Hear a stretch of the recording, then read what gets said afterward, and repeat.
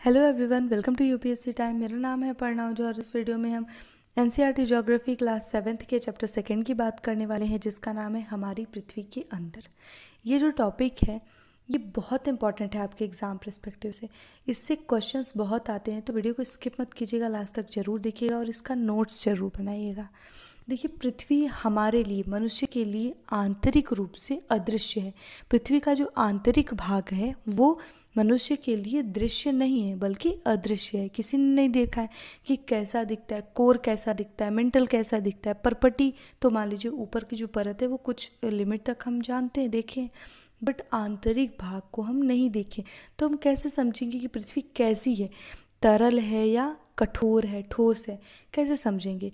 तो देखिए, पृथ्वी की आंतरिक भाग को समझने के लिए, उसकी स्टडी करने के लिए मनुष्यों ने कई साक्ष्य जमा किए, कई साक्ष्यों का कई अध्ययन किए, कई प्रमाण इकट्ठा किए।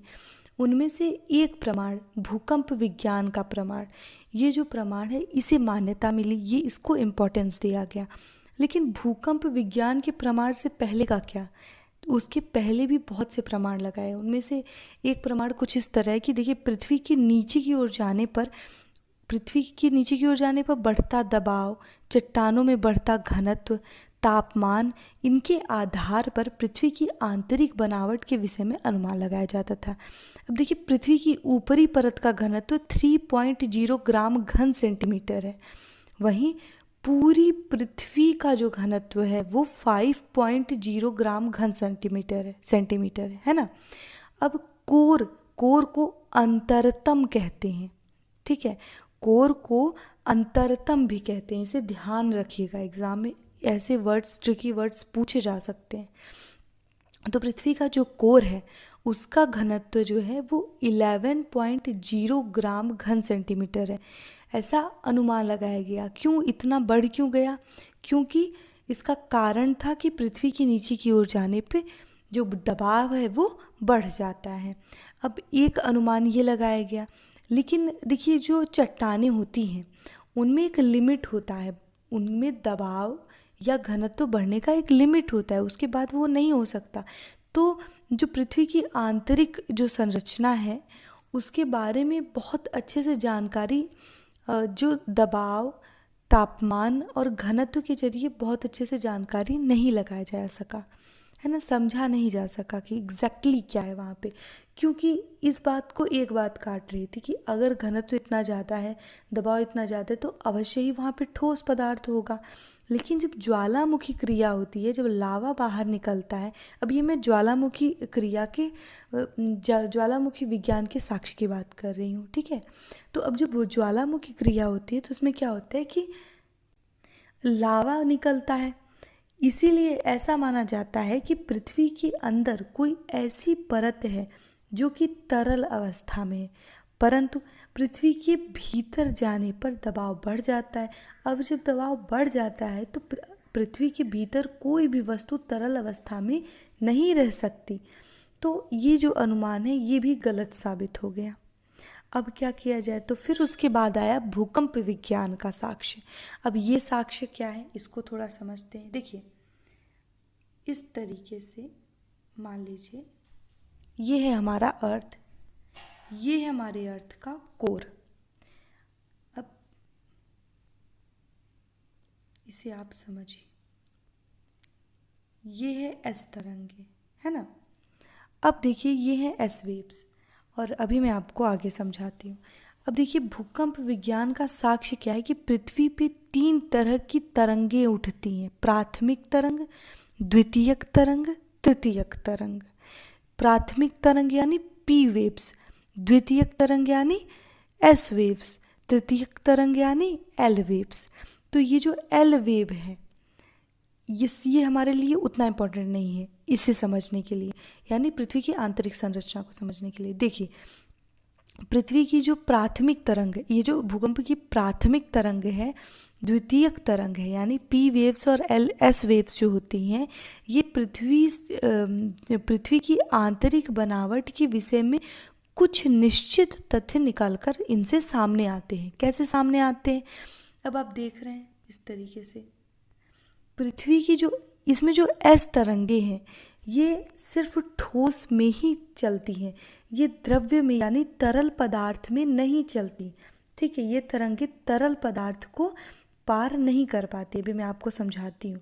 वहीं ये जो एस तरंगे होती हैं ये तरल पदार्थ को पार नहीं कर पाती, लेकिन जो एल तरंगे होती हैं वे ना सिर्फ तरल पदार्थ को तरल पदार्थ को ये पार करके आगे बढ़ जाती हैं। ठीक है, इस तरीके से बीच में थोड़ा सा कंपन होता है, बाकी ऐसे सीधी निकलती है ठोस में, और उसके बाद यहाँ पे थोड़ा सा कंपन होते हुए फिर सीधी निकल जाती हैं। देखिए, अगर पृथ्वी के भीतर घनत्व सब जगह एक समान होता तो ये तरंगे क्या होती, सीधी निकल जाती, है ना, एकदम स्ट्रेट इस तरीके से सीधी निकल जाती। लेकिन क्या होता है कि यदि ये सीधी न जाकर के मुड़ जाती हैं, इस तरीके से मुड़ जाती हैं, तो यह माना जाता है कि पृथ्वी के भीतर अलग अलग घनत्व वाली परतें पाई जाती हैं, जिससे ये परावर्तित होकर के सतह की तरफ मुड़ जाती हैं। ठीक है, वापस सतह की तरफ मुड़ जाती हैं। अब समझिए, देखिए, तरंगों का सीधा जाना मतलब घनत्व एक समान होता है, वहीं तरंगों का सतह की तरफ मुड़ जाना मतलब घनत्व एक समान हर जगह नहीं है। भूकंपी तरंगे सतह पर जहाँ भी टकराती हैं उन्हें भूकंप केंद्र कहा जाता है। ठीक है, भूकंप केंद्रों पर इन तरंगों के अंकन से पता चलता है कि पृथ्वी के भीतर ये तरंगे सीधे मार्ग में न चल करके वक्राकार मार्ग का अवलोकन करती हैं। ठीक है, इससे पता चलता है कि पृथ्वी के भीतर अलग अलग घनत्व की परतें पाई जाती हैं। कंफर्म हो गया। एस तरंगे केवल पदार्थ के ठोस अवस्था में संचरण कर सकती हैं, यानी चल सकती हैं, है ना, आगे बढ़ सकती हैं। पी तरंगे जो है वो पदार्थ के ठोस और तरल दोनों अवस्थाओं में संचरण कर सकती हैं। जो एस वेव्स होती हैं या एस तरंगे होती हैं वो 30 किलोमीटर की गहराई के बाद अंदर प्रवेश नहीं करती। इसका मतलब है कि ये जो कोर है, ठीक है, 30 किलोमीटर के बाद जब कोर स्टार्ट हो जाता है तब ये तरंगे अनुपस्थित हो जाती है, ये तरंगे कोर में अनुपस्थित दिखाई देती हैं। वहीं ये जो पी तरंगे हैं ये 30 केजी की गहराई के बाद भी आगे बढ़ती हैं, पर इनकी जो गति है उसमें विचलन आ जाता है। मतलब गति में विचलन के बावजूद अंतरतम या कोर, अंतरतम मतलब कोर, ठीक है, अंतरतम या कोर को पार कर जाती हैं। अतः कोर पूरी तरह से ठोस नहीं है बल्कि कुछ तरल अवस्था में, न बहुत ज़्यादा लिक्विड, न पानी की तरह लिक्विड है, ना ही ये पत्थर की तरह ठोस है। अब आपको समझ में आ गया। अब हम आगे बढ़ते हैं। अब देखिए, जो भूपर्पटी यानी क्रस्ट है, सबसे ऊपर की सतह, यह लगभग 100 किलोमीटर मोटी बाहरी परत है। यह पृथ्वी के आयतन का 0.05% है। भूपर्पटी का बाहरी भाग अवसादी पदार्थों से बना है, जिससे निचले भाग में अम्लीय प्रकृति का रवेदार अग्नेय और रूपांतरित सैलें पाई जाती है। सैलों के बारे में आगे हम बात करेंगे। ठीक है, भूपर्पटी की निचली परत बेसाल्ट और अति क्षारीय सैलों से निर्मित होती है। महाद्वीप हल्के सिल्की पदार्थ किससे, सिलिका और एल्युमिनियम यानी सियाल से, SiAl, सियाल से संगठित होते हैं, जबकि समुद्रों में भारी सिलिका पदार्थों यानी सियाल और मैग्नीशियम यानी सियाल, सीमा, नीफे, यहाँ 3 वर्ड आपको मिलेगा। अभी मैं नीफे की बात करती हूँ, है ना। तो सिलिका और मैग्नीशियम यानी सीमा के जमाव इसमें सीमा का जमाव होता है ना, जो कि ऊपरी मंडल का एक भाग होता है। अब हम बात कर लेते हैं मंडल के बारे में। वैसे अब आपको ये सब चीज़ें समझ में आ रही होंगी जब मैंने आपको आंतरिक संरचना कैसे बनी ये समझा दिया है। तो देखिए, पृथ्वी की सतह में भूपर्पटी के बाद लगभग 100 से 2900 किलोमीटर नीचे तक विस्तृत होता है मंडल, है ना।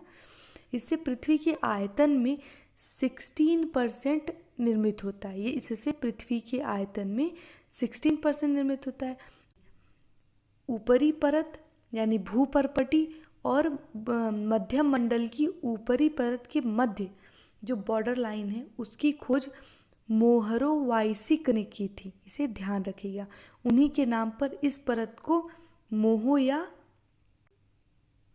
एम डिसकंटिन्यूटी नाम दिया गया। इस प्रकार अब देखिए मेंटल के दो भागों में विभाजित किया है। कौन कौन सा? ऊपरी मेंटल, निचला मेंटल, है ना। ओके, अब हम केंद्र या अभ्यंतर या कोर के बारे में बात कर लेते हैं, या फिर इसे क्या कहते हैं? कोर कहते हैं, अभ्यंतर कहते हैं, अंतरतम कहते हैं, या केंद्रीय भाग कहते हैं। ये जो है ये पृथ्वी की सतह के नीचे 2900 किलोमीटर से लेकर के 6400 किलोमीटर तक विस्तृत है। यह पृथ्वी के घनफल का 83% निर्मित करता है। ठीक है, अब हम आगे बढ़ते हैं। अब आप यहाँ पे देख लीजिए, ये जो है ये इनर कोर है, ये लिक्विड में है, ये आउटर कोर। आप देख रहे हैं जो इनर कोर है वो सॉलिड है, जो आउटर कोर है वो लिक्विड है। ठीक है, फिर मेटल आ जाता है, उसके बाद फिर आता है, ये देखिए ये मेंटल का एकदम ऊपरी भाग है, उसके बाद फिर हमारा सतह, सरफेस, है ना, ओशंस, कॉन्टिनेंट्स, यहाँ पे आपको बहुत कुछ मिले। नाउ अब हम स्वेज की परिकल्पना की बात कर लेते हैं। देखिए स्वेज भूगर्भ शास्त्री थे। इन्होंने पृथ्वी की रासायनिक संगठन के आधार पर पृथ्वी की ऊपरी परतदार चट्टानों के नीचे 3 परतों की स्थिति का उल्लेख किया है। कौन कौन सी हैं? सियाल, सीमा, निफे। थोड़ा समझते हैं इसको। यह परत महाद्वीपीय अवसादी शैलों के नीचे स्थित है जो ग्रेनाइट से बनी हुई है। सिलिका और एल्यूमिनियम इसका मुख्य संगठक है। इसके जो औसत घनत्व है वो 2.9 है। इस परत की मोटाई लगभग 50 से 300 किलोमीटर के बीच है। ठीक, क्लियर हो गया आपको। अब सीमा की बात कर लेते हैं। देखिए यह सियाल के ठीक नीचे पाई जाती है। यह भारी बेसाल्ट आग्नेय चट्टानों से बनी हुई होती है। इसके मुख्य रासायनिक संगठन कौन कौन से हैं? संगठक सिलिका और मैग्नीशियम। सिलिका का औसत घनत्व 2.9 से 4.7 के बीच होता है। इसकी मोटाई 1000 से 2000 किलोमीटर तक होती है। अब नीफे की बात कर लेते हैं। देखिए सीमा के नीचे स्थित यह पृथ्वी का केंद्रीय परत निकिल और फेरम से बनी हुई होती है। भारी लौह पदार्थों का अस्तित्व आंतरिक भागों में चुंबकीय गुण धर्म के संकेत होता है। ठीक है, समझ रहे हैं आप? ग्रेविटेशनल फोर्स जो चुंबक है वो है कहाँ? वो एकदम कोर में। जो एकदम आंतरिक भाग है कोर का, वो जो है वो बहुत अधिक ठोस है, दबाव ज़्यादा है और तापमान कम है वहाँ पे। और जो बाहरी कोर का जो बाहरी भाग है वो तरल है, दबाव वहाँ पे कम है, तापमान वहाँ पे ज़्यादा है। इसे ध्यान रखिएगा। ठीक है, इसका जो औसत घनत्व है वो 12 है। अब हम आगे बढ़ते हैं।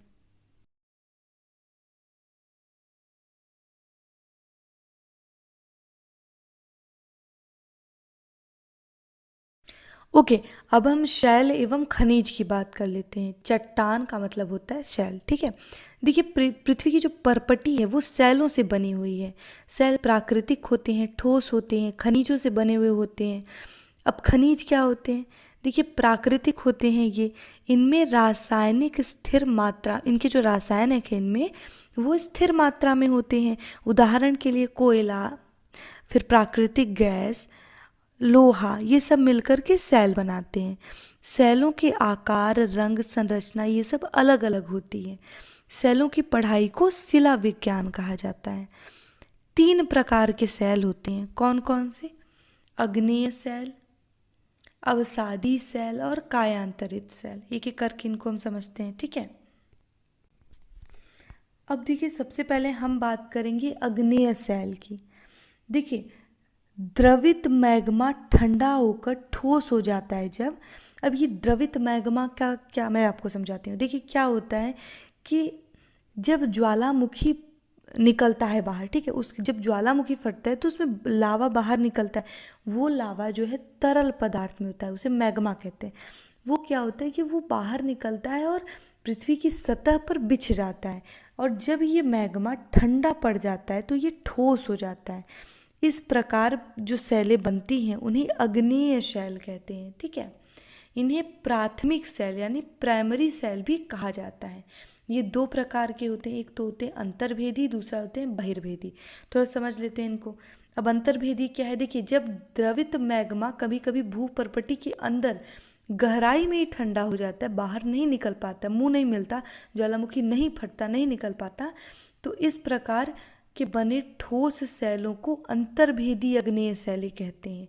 धीरे धीरे ठंडा होने के कारण ये बड़े दानों के रूप ले लेते हैं, जैसे कि ग्रेनाइट शैल इसका एग्जाम्पल है। आपने ग्रेनाइट पत्थर देखा होगा, है ना।